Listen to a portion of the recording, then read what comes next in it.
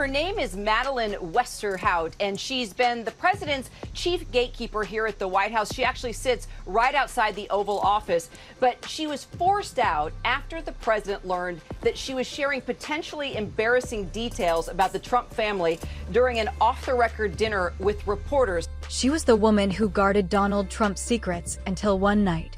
A single conversation turned her from the president's most trusted insider into one of his most dangerous witnesses. And now, the things she's saying in court could change everything. Long before she was whispering in the president's ear, Madeleine Westerhout was just a girl from sunny Newport Beach, California, with an unusually sharp eye on Washington, D.C. While most kids her age were chasing beach waves, she was chasing political debates, determined to plant herself in the center of America's most powerful conversations. That ambition carried her across the country to the College of Charleston in South Carolina, where she earned her political science degree in 2013. But she wasn't waiting until graduation to make her mark. By 2012, she was already on the ground as a campaign aide for Mitt Romney, shaking hands with decision-makers and learning the fast, brutal pace of national politics. Her work caught the attention of Congressman John Campbell, who opened the door to the Republican National Committee. From there, she became an indispensable assistant to RNC Chief of Staff Katie Walsh, a position that put her right in the bloodstream of Republican strategy.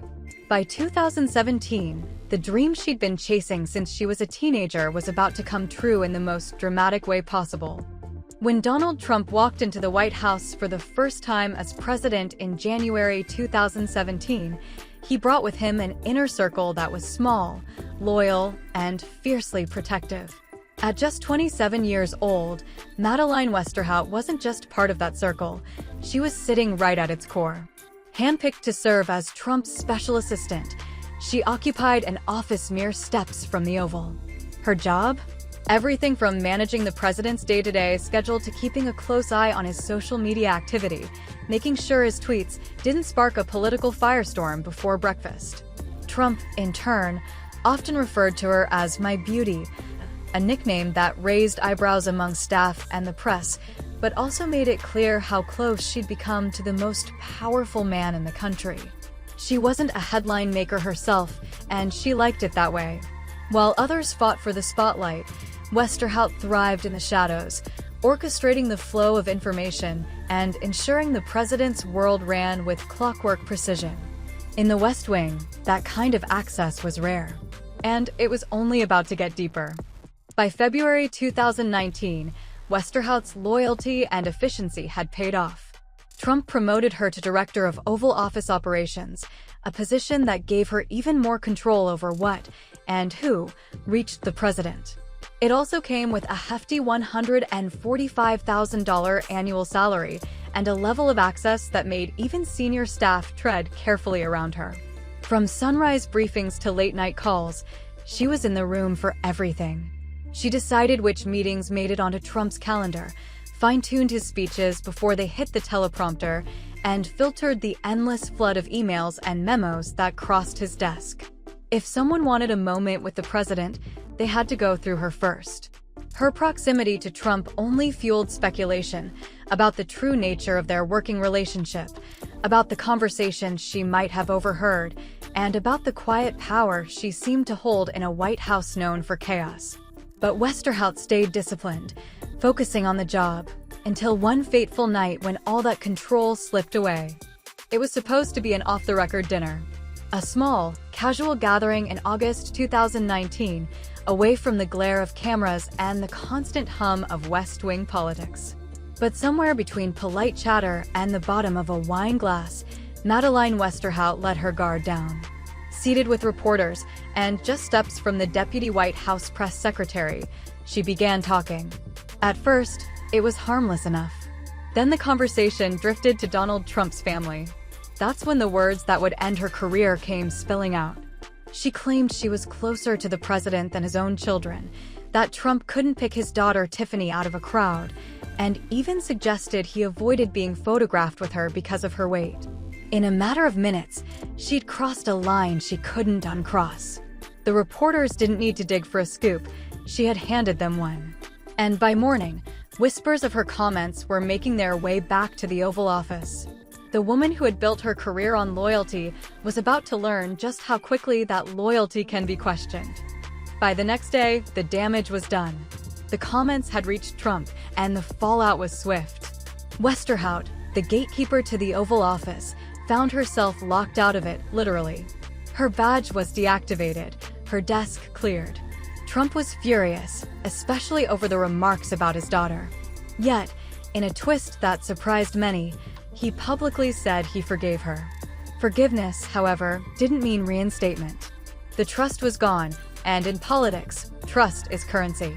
Once it's spent, it's nearly impossible to earn back. To protect his family and his administration, Trump had her sign a strict non-disclosure agreement.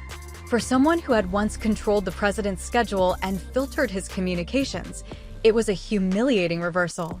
In the days that followed, she vanished from public view. No interviews, no tell-all appearances, no social media hints.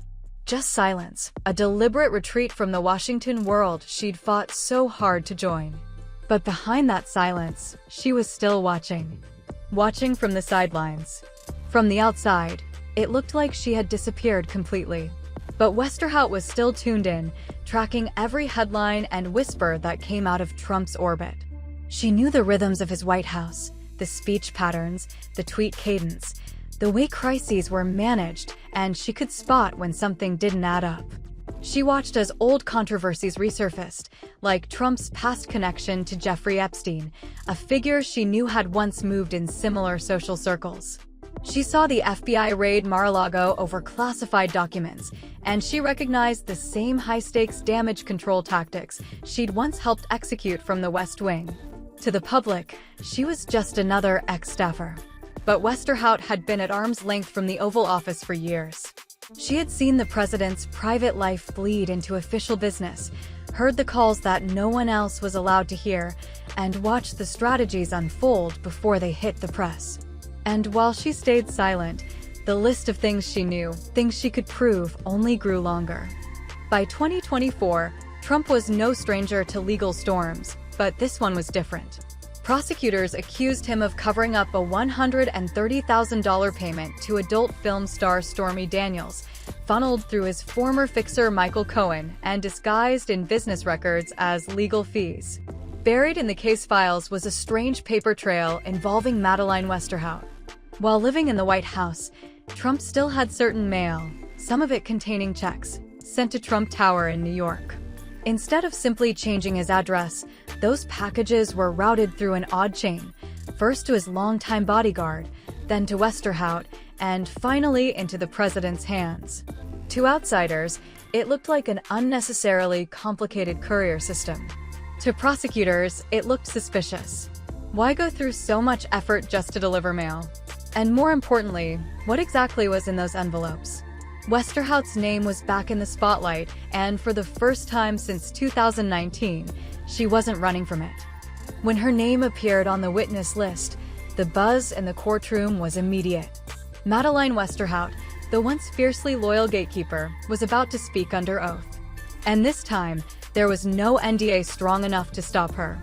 She described how Trump would routinely sign checks without even glancing at them, a detail that prosecutors hinted could be critical to proving their case. She confirmed the strange mail routing system, explaining her role in passing along those envelopes. Her calm, matter-of-fact delivery made the testimony even more damaging. This wasn't gossip over drinks. This was sworn evidence. For Trump's defense, it was a headache they didn't need. For Westerhout, it was something else entirely, a re-entry into the political conversation, not as a silent shadow, but as a voice with the power to shift the narrative. As the courtroom emptied, one question lingered. Did Donald Trump ever regret letting her go? The young aide he once trusted above nearly everyone else had become a witness whose words could help shape the outcome of his trial. For Westerhout, the transformation was complete. From a starry-eyed California grad chasing her DC dream, to the president's closest aide, to a political exile, and finally to a witness in one of the most closely watched cases in American politics. Her journey was as unpredictable as it was dramatic. Whether she'll leverage this moment into a full political comeback or retreat once again into silence is anyone's guess. But one thing is certain, the woman who once kept the Oval Office running now holds a piece of its history in her hands, and she's no longer afraid to speak. So, was she just a loyal aide who made a mistake, or a keeper of secrets who always knew she'd have the last word?